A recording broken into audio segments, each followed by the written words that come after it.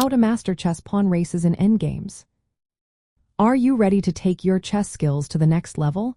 Let's talk about mastering pawn races in endgames. This is a key part of chess strategy that can make or break your game. So, how do you navigate these intense moments? First, understand that a pawn race happens when both players have passed pawns. These are pawns that can advance without being blocked by opposing pawns. The goal is to promote your pawn to a queen before your opponent does. To start, you need to count how many moves each pawn requires to reach the promotion square. This simple counting method will help you see who will promote first if both players push their pawns without interference. For instance, if your pawn needs 4 moves and your opponent's needs 5, and it is your turn, you will win the race. However, it is not just about moving pawns forward. The position and activity of your king are vital. Your king can support its own pawn's advance or try to stop the opponent's pawn. Sometimes, capturing enemy pawns is necessary to clear the way for your own passed pawn.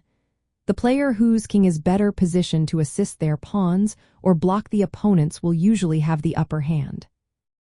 Another factor to consider is tempo and opposition. Every move counts.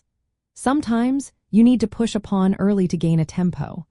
This prevents your opponent from blocking or capturing it before it promotes. But be careful.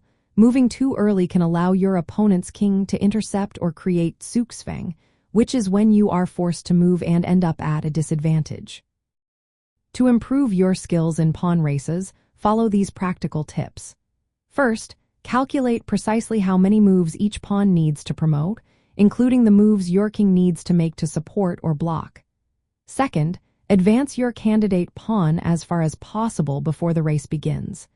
This gives you tempo and reduces your opponent's chances to stop it.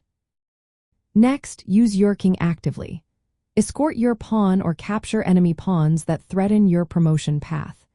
Keep an eye out for pawn breakthroughs or sacrifices that can open lines or create passed pawns. Avoid moving pawns unnecessarily if it allows your opponent's king to gain critical squares or tempo. Lastly, understand the concept of mind squares. These are key squares that, if occupied first by your opponent's king, can lead to zugzwang and a loss in the race. By combining accurate move counting, active king play, and careful pawn pushing, you can master pawn races in endgames.